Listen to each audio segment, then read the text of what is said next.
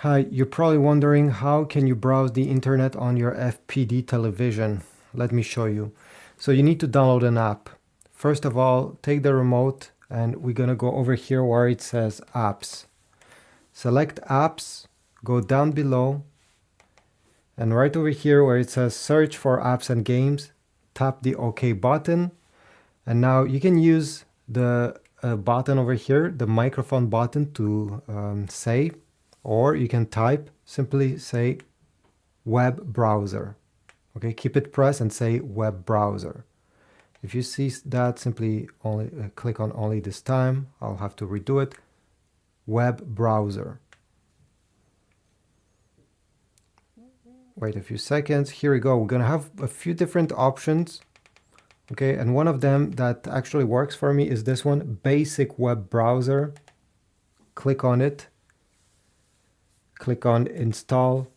It doesn't take much time. It's free. You don't have to pay anything. It's currently installing, but you don't have to wait on this page. You can press the home button on the remote and you can press it a few times again.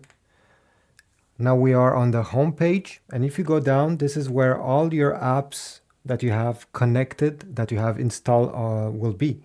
If you go all the way towards the right side, you're gonna have your basic web browser. Now, if you want to put it on the front, you're gonna press reorder, select basic web browser, and you can move it, in the front if you're gonna use this web browser often. Press down. Now let's open it.